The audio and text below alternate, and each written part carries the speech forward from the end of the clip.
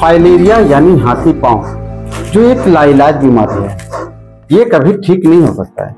लेकिन शुरुआती दौर में अगर इसका पता चल जाए तो हम लोग इस रोग से बच सकते हैं, इसे कंट्रोल कर सकते हैं, इसे बढ़ने से हम लोग रोक सकते हैं। और ये शरीर के वैसे अंगों में होता है जहाँ पे हमारा लिम्फ पाया जाता है, जैसे पैर में, हाथ में, स्तन में, और पुरुषों में हाइड्रोसिल में सूजन भी एक प्रकार का फाइलेरिया का ही एक रूप होता है। एक समान व्यक्ति में भी फाइलेरिया की परजीवी हो सकते हैं। इसीलिए वर्ष में एक बार जब सरकार के द्वारा एक अभियान के तहत फाइलेरिया की दवा डीईसी, एल्बेंडाजोल और आइवरमेक्टिन हमारी सहिया और सेविका बहनों के द्वारा जब खिलाया जाता है तो उस वर्ष में एक बार इसका सेवन आप लोग जरूर करें। ये आपको फाइलेरिया रोग से बचाएगा। अब फाइलेरिया के लिए कौन कौन सी दवा होता है और उम्र के अनुसार इसका हम लोग सेवन कैसे करते हैं, उसके लिए मैंने पहले भी वीडियो बना रखा है, तो आप हमारे चैनल पे जाके देख सकते हैं, या फिर ऊपर दिए गए आई बटन पे क्लिक करके भी आप देख सकते हैं कि किस उम्र के लोगों को कितना दवा खाना है और कौन कौन सा दवा खाना है। नमस्कार दोस्तों, मैं रूपलाल कुमार भीवडी तकनीकी पर्यवेक्षक फिर से हमारे चैनल में स्वागत है। और हमारे चैनल में अगर आप नए हैं तो चैनल को जरूर सब्सक्राइब कर लें ताकि इस तरह का वीडियो आपको मिल सके। तो आज के वीडियो में हम लोग फाइलेरिया रोगियों के ट्रीटमेंट पे बात करेंगे कि हम लोग कैसे इसका ट्रीटमेंट कर सकते हैं। तो कौन सी दवा हम लोग एक फाइलेरिया रोगी को देते हैं और कितने दिनों के लिए देते हैं।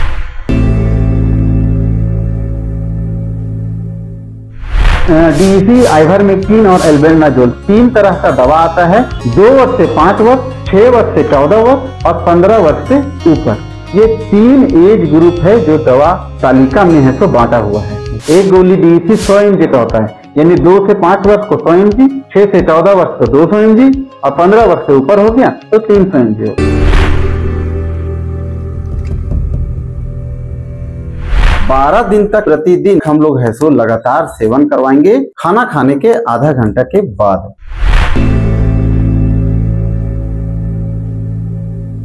अगर फाइलेरिया रोगी 15 साल से ऊपर का है तो डीईसी का 3 गोली, एक गोली डीईसी का 100 mg का आता है तो डीईसी का 3 गोली प्रतिदिन यानी 300 mg 12 दिन तक हम लोग है सो लगातार सेवन करवाएंगे, खाना खाने के आधा घंटा के बाद। और एल्बेंडाजोल जो एक गोली 400 mg का होता है, डेली 3 दिन तक उसको हम लगातार देंगे। 400 mg का पहला दिन, दूसरा दिन और तीसरा दिन।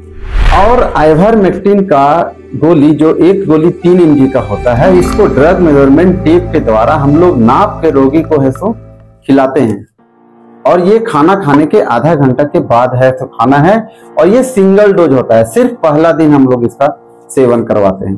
तो पहले आइवरमेक्टिन के डोज को हम लोग समझ लेते हैं। तो कैसे इसको हम लोग हाइट के अनुसार है सो नाप के खिलाएंगे। तो आइवरमेक्टिन 5 वर्ष से नीचे का बच्चा को नहीं देना है और 3 फीट से हाइट का नीचे का बच्चा उसको नहीं देना है। आप ये बात समझ लीजिए कि कोई आदमी का उम्र है तो 8 साल है, बच्चा का 8 साल उम्र है और उसका हाइट है वो 3 फीट से कम है, तो क्या उसको देंगे? नहीं देंगे। दोनों क्राइटेरिया जब तक फॉलो नहीं होगा उसको नहीं देंगे, यानी 3 फीट से ऊपर भी और 5 साल से ऊपर है। 4 साल का कोई बच्चा और हाइट है तो 3 फीट से ऊपर है तो भी नहीं देंगे।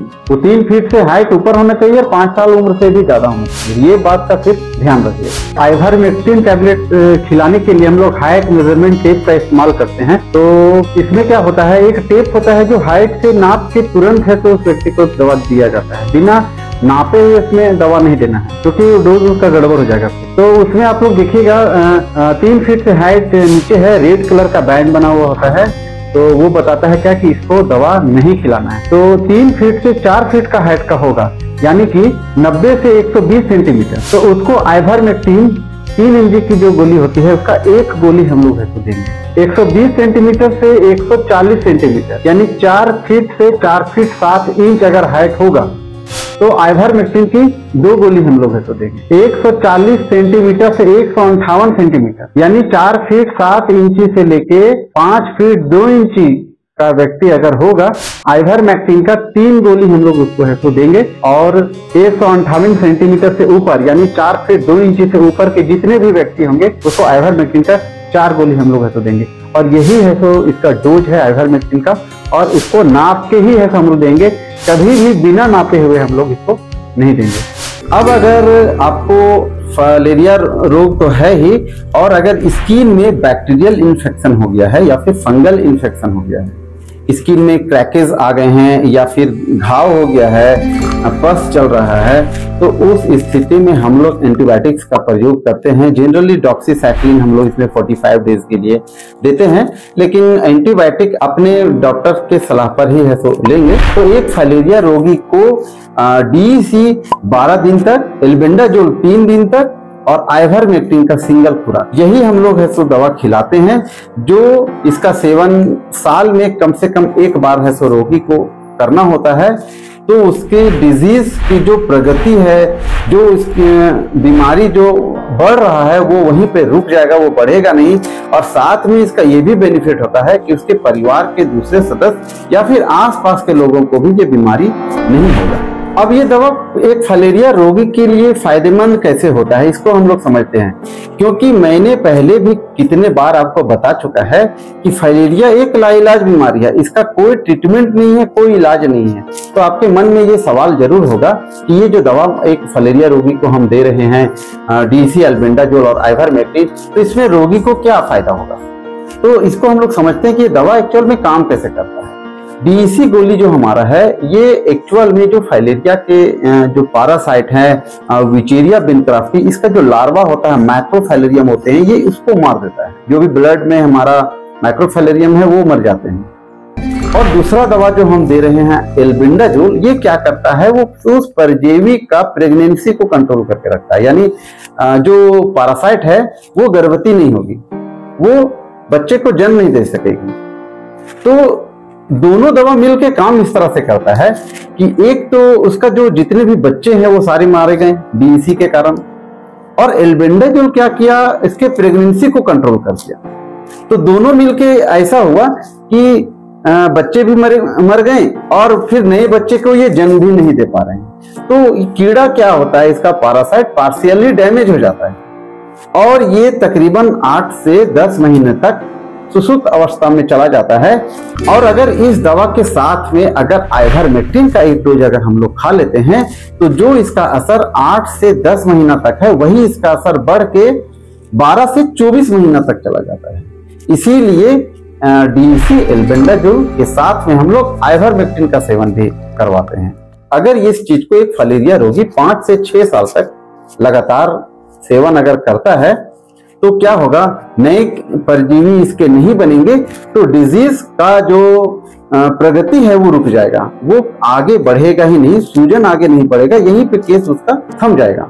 और 5-6 साल के बाद जो उसका पैरासाइट है वो मर जाता है, तो डिजीज यहीं पे कंट्रोल हो जाएगा। सिर्फ पेशेंट को करना क्या है, जो ब्लॉकेज पैरासाइट के कारण हो जाता है, उस ब्लॉकेज को हटाने के लिए प्रतिदिन उसको योगा करना है, एक्सरसाइज करना है। तो क्या होगा, लिम्फ का उसका बहाव है सो होगा और उसके पैरों में सूजन कम होगा। साथ में ही हम लोग उसको एलिवेशन है शो करने के लिए बताएंगे फुट का, जिसमें अगर बैठता है पेशेंट तो 2 चेयर लेके बैठेगा, लेटता है तो तकिया लगा लेगा पैर के पास, पैर को थोड़ा सा ऊपर करके रखना है और निरंतर पैरों का साफ सफाई करना है, मॉर्बिडिटी मैनेजमेंट करना है। और मॉर्बिडिटी मैनेजमेंट के लिए ऑलरेडी मैंने पहले वीडियो बना रखा है, जिसमें साफ सफाई से लेके वुंड केयर और एक्सरसाइज सभी कुछ मैंने उसमें बताया हुआ है। तो आप यहाँ पे क्लिक करके देख सकते हैं कि कैसे एक फाइलेरिया रोगी अपना मॉर्बिडिटी मैनेजमेंट करेंगे। और वीडियो पसंद आया होगा तो चैनल को सब्सक्राइब, लाइक और शेयर जरूर कीजिएगा। और फिर से मिलते हैं हम नए वीडियो में। धन्यवाद।